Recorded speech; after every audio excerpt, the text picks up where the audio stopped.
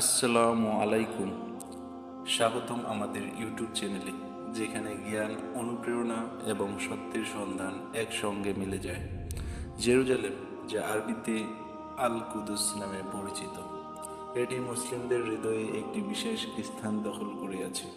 এর গুরুত্ব কুরআন, নবী মুহাম্মদ সাল্লাল্লাহু আলাইহি সাল্লামের বাণী এবং এই শহরে সংঘটিত মহান ঘটনাগুলোর মধ্যে নিহিত।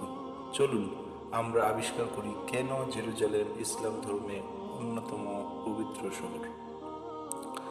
ইসলামে জেরুজালেম হলো মসজিদ আল আকসার অবস্থান, যা মক্কার মসজিদ আল হারাম এবং মদিনার মসজিদ আল নববীর পরে তৃতীয় পবিত্র স্থান। এটি ছিল প্রথম কিবলা, যেদিকে মুখ করে প্রাথমিক মুসলিমরা নামাজ আদায় করতেন। পরে এটি কাবার দিকে পরিবর্তিত হয়, যা কোরআনে সূরা আল বাকারা 144 নম্বর আয়াতে এ বিষয়ে বলা হয়েছে। তুমি তোমার মুখ কাবার দিকে ফিরিয়ে নাও এবং যেখানেই থাকো তোমরা তোমাদের মুখ সেই দিকে ফিরিয়ে নাও। কিন্তু এই পরিবর্তনের আগে মসজিদ আল আকসা ছিল কিবলা, যা এটিকে আমাদের ইবাদতের সাথে গভীরভাবে যুক্ত করে। ইসলামের ইতিহাসের অন্যতম গুরুত্বপূর্ণ ঘটনা ইসরা ও মেরাজ, যা এখানে সংঘটিত হয়েছিল।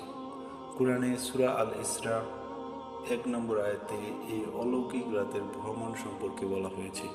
মহিমা তার, যিনি তার বান্দাকে এক রাতে ভ্রমণ করিয়েছেন মসজিদ আল হারাম থেকে মসজিদ আল আকসায়, যার চারপাশ আমরা বরকতময় করেছি, যাতে আমরা তাকে আমাদের নিদর্শনগুলো দেখাই।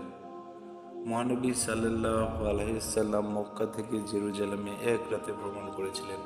মসজিদ আল আকসার সকল নবীদের নেতৃত্বে নামাজ আদায় করেছিলেন এবং তারপর আকাশে আরোহণ করেছিলেন। এই ঘটনা জেরুজালেমের আধ্যাত্মিক গুরুত্বকে আরও সুসংহত করে। আল্লাহ জেরুজালেমের ভূমিকে বরকতময় বলেছেন। নবী মুহাম্মদ সাল্লাল্লাহু আলাইহি সাল্লাম ও এর গুরুত্ব সম্পর্কে বহু হাদিসে বলেছেন। তিনি বলেছেন, 3টি মসজিদ ছাড়া অন্য কোনো মসজিদে যাত্রা করবেন না: মসজিদ আল হারাম, মসজিদ নববী এবং মসজিদ আল আকসা।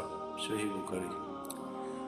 এই হাদিস আল আকসাকে একটি পবিত্র গন্তব্য হিসেবে উল্লেখ করে, যেখানে প্রার্থনা এবং আত্ম উপলব্ধির সুযোগ রয়েছে। তবে এর গুরুত্ব সত্ত্বেও জেরুজালেম শতাব্দীর পর শতাব্দী ধরে সংঘাত এবং সংগ্রামের সাক্ষী হয়েছে। মুসলিমদের জন্য এটি কেবল একটি আধ্যাত্মিক শহর নয়, এটি ধৈর্য এবং সহনশীলতার প্রতীক। নবী মুহাম্মদ সাল্লাল্লাহু আলাইহি সাল্লাম বলেছেন, আমার উম্মতের একটি দল সবসময় সত্যের উপর অবিচল থাকবে এবং কিয়ামত পর্যন্ত এর জন্য লড়াই করবে। তারা জেরুজালেম এবং এর আশেপাশে অবস্থান করবে। মুসনাদে আহমদ।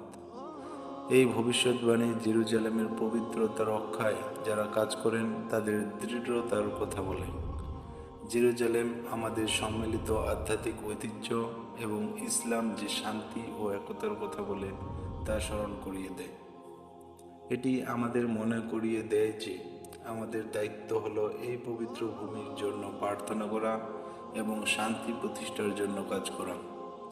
জেরুজালেম আল কুদস কেবল একটি স্থান নয়, এটি একটি মিরাকল, বরকত এবং আশার প্রতীক। আল্লাহ আমাদের এই পবিত্র ভূমি পরিদর্শনের সুযোগ দিন এবং সেখানে প্রার্থনা করার তৌফিক দিন। এই ভিডিওটি যদি আপনাদের ভালো লেগে থাকে তবে অবশ্যই লাইক, শেয়ার এবং সাবস্ক্রাইব করতে ভুলবেন না। আসসালামু আলাইকুম।